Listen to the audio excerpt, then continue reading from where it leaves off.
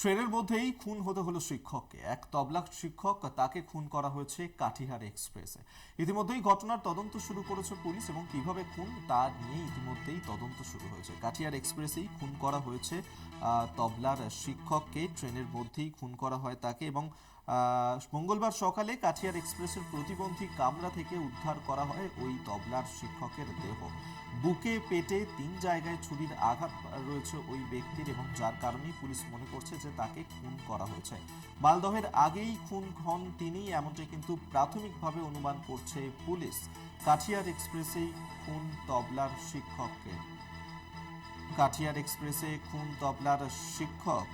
ট্রেনের মধ্যেই খুন হতে হলো তবলার শিক্ষককে। মঙ্গলবার সকালে কাঠিয়ার এক্সপ্রেস হাওড়ায় আসার পর প্রতিবন্ধী কামরা থেকে তার দেহ উদ্ধার হয়।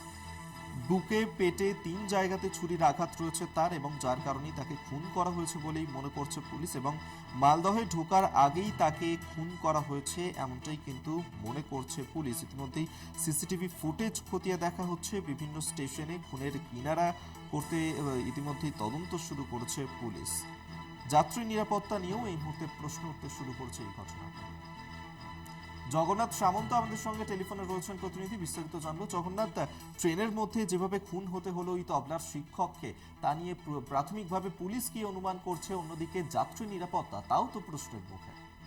দেখো, একেবারে ঠিকই বলেছে, যাত্রী নিরাপত্তা নিয়ে প্রশ্ন উঠছে। কেননা যেভাবে একদম বগির মধ্যে ছিল, একটি কামরার মধ্যে দেহ পাওয়া গেছে এবং প্রতিবন্ধী যে কামরা রয়েছে সেই কামরার ভেতরে রক্তাক্ত অবস্থা পড়েছিল এই তবলা শিক্ষকের দেহ এবং রক্তাক্ত অবস্থা উদ্ধার করে নিয়ে যাওয়া হয়। তবে যেটা জানা যাচ্ছে, কাটিয়ার থেকে বেশ কদিন ওখানে ছিলেন তবলা শিক্ষক, ওখানে শিক্ষকতার কাজেই গিয়েছিলেন। তারপরে বাড়িতে ফোনও করেছিলেন তিনি বাড়ি ফিরছেন, কিন্তু তারপর থেকে ফোনের সুইচ অফ আর পাওয়া যাচ্ছে না। এটা কোনো ছিনতাইবাজদের খুন করা না অন্য কোনো ব্যাপার, পুরো বিষয়টাই খতিয়ে দেখা হচ্ছে। তবে এলাকায় শোকের ছায়া এই কারণেই যে শিক্ষক, তার দীর্ঘদিন ধরে তবলা শিক্ষক এই শিক্ষকতা করতেন এবং বাইরে বিভিন্ন জায়গায় যেতেন তিনি শিক্ষকতা করতেন। তারপরে এরকম একটা ঘটনা ঘটলো, পুরো বিষয়টাই খতিয়ে দেখা হচ্ছে।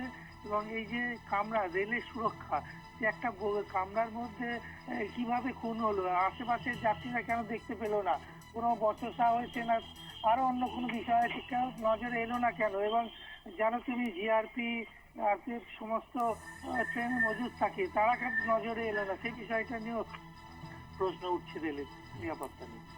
ধন্যবাদ জগন্নাথ তোমায়। জগন্নাথ সামন্ত আমাদের সঙ্গে টেলিফোনে ছিলেন প্রতিদিন।